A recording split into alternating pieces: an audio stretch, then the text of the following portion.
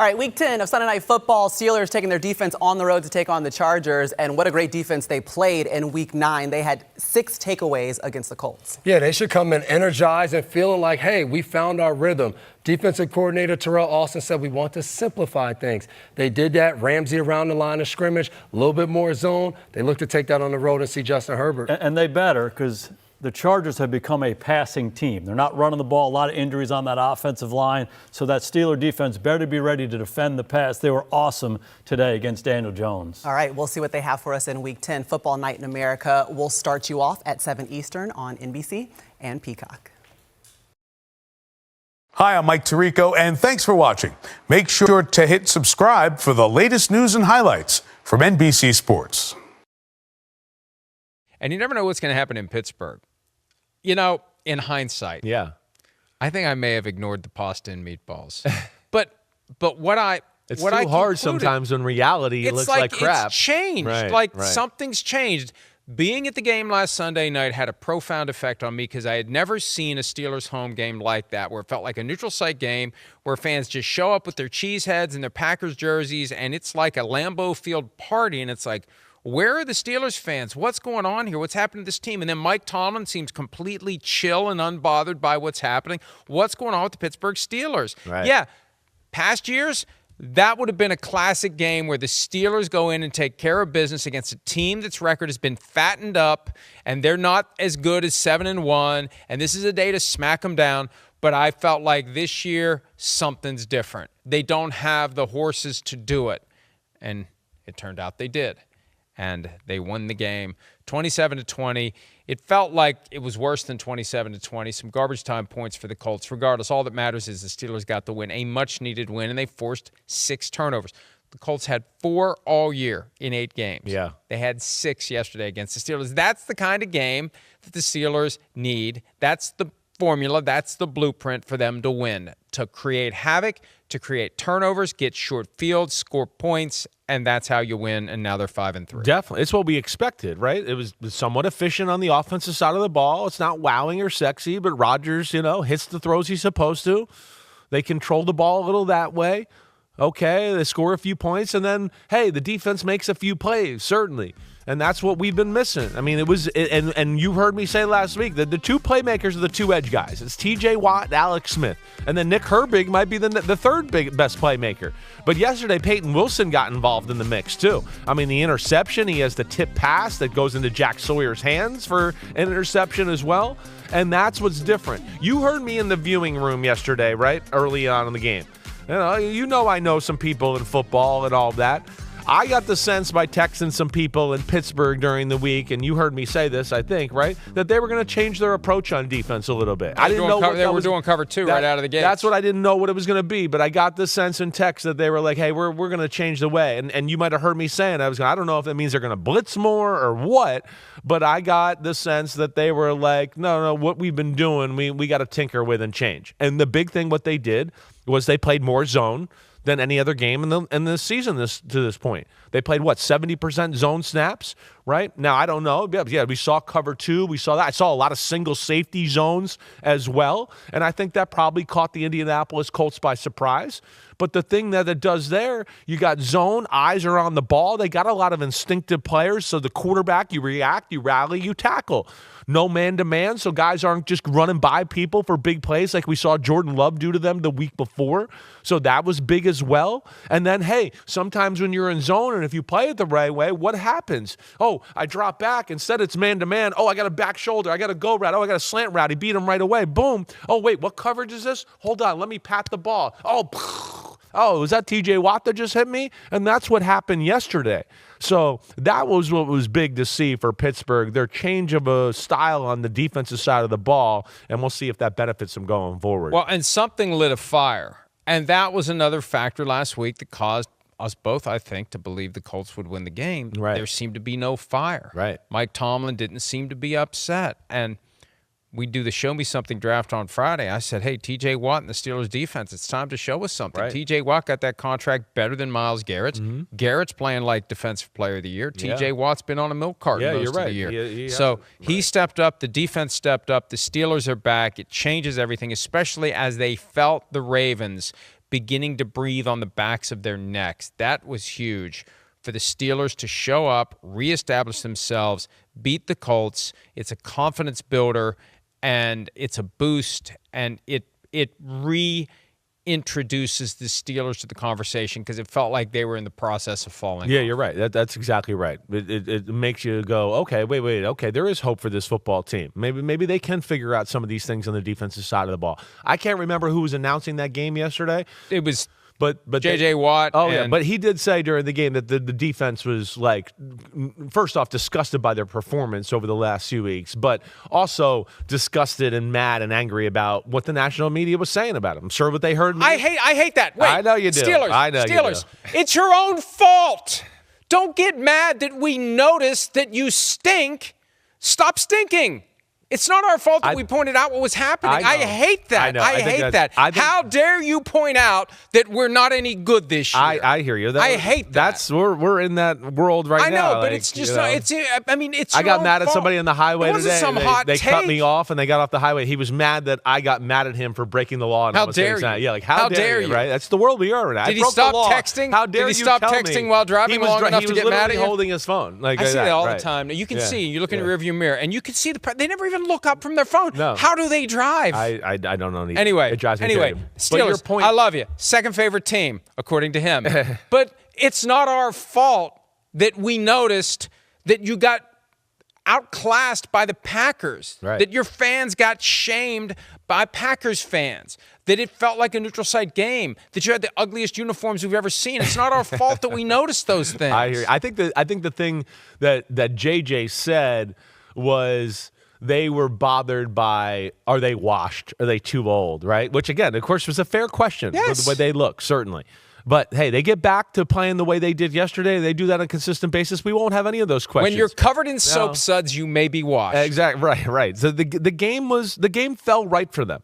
And let's talk about the game a little bit. First off, the Colts go right down the field on the first drive of the game, and it's like bing, bong, boom, boom, boom, and you're like, oh, hey, the Steelers defense still sucks. Sorry, Liverpool. pow. Right. I mean, it was right away.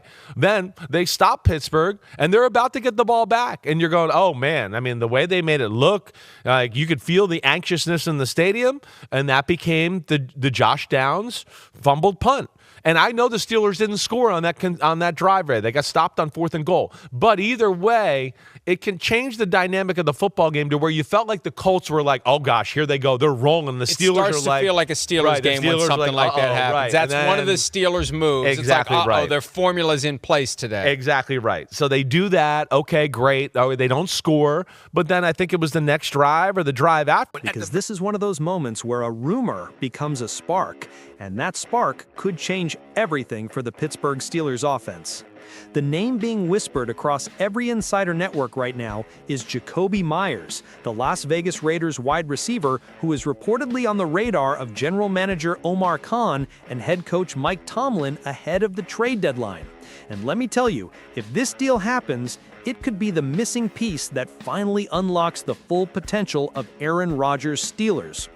Jakobi Meyers isn't just another wide receiver. He's a technician, a route specialist, a player who thrives on precision and trust, exactly the kind of target Rodgers has built his career around.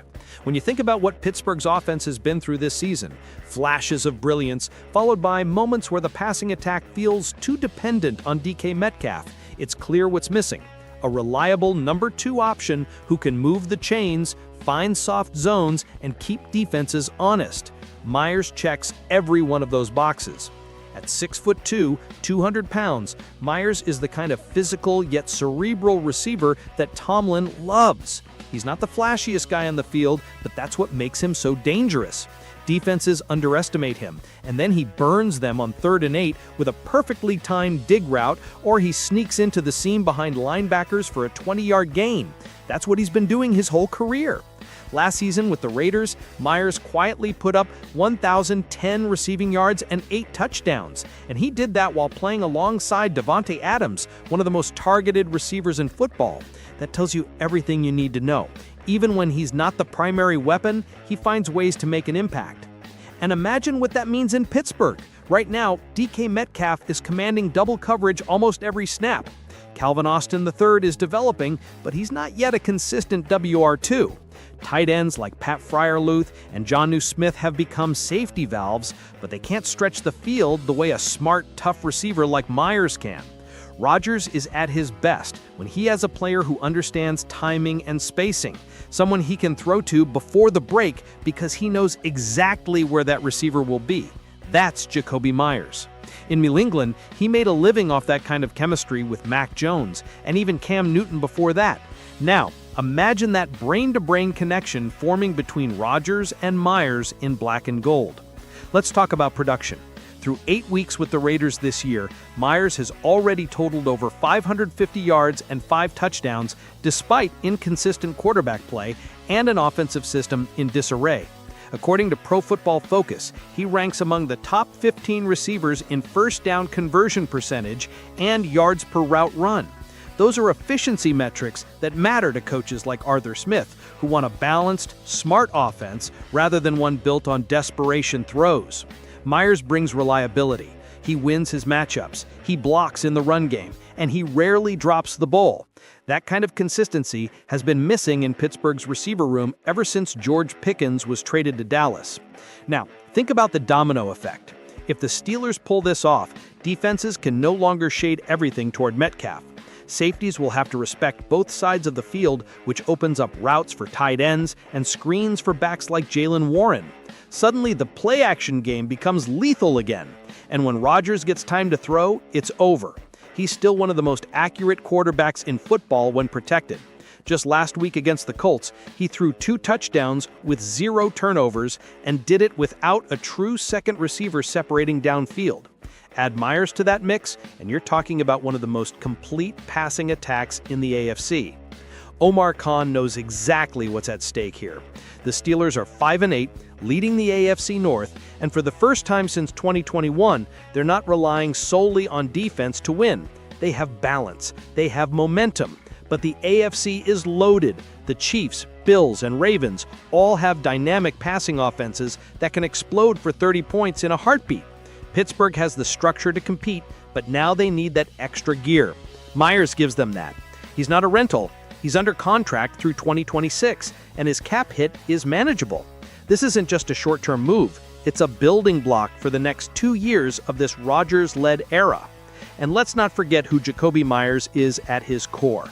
This is a guy who entered the league as an undrafted free agent in 2019. No big-name hype, no early-round guarantees, just grit, discipline, and heart. He fought his way into a Patriots starting lineup stacked with veterans, then became their leading receiver 3 years in a row. When he moved to Las Vegas, people said he'd disappear behind Davante Adams. Instead, he became one of the most consistent weapons in the AFC West. That's Pittsburgh DNA. Hardworking, resilient, underestimated, and ready to prove the doubters wrong. You can already picture it. Rodgers drops back, the pocket holds, Meyers finds the soft spot between 2 defenders, and Rodgers fires that laser for the first down. The crowd at Acrisure Stadium erupts, terrible towels spinning, the offense moving with swagger and rhythm. That's what this move is about, flow. This team has been grinding out wins, but with a player like Meyers, they can start dictating games. No more playing reactive football, no more hoping the defense bails them out. This would be the kind of move that sets the tone for the rest of the season. Aggressive, confident, championship-minded. And don't think for a second that Aaron Rodgers wouldn't love this. He spent his entire career building chemistry with smart receivers, Jordy Nelson, Davante Adams, Randall Cobb, guys who didn't just run routes, they ran patterns based on trust. Meyers fits that mold perfectly.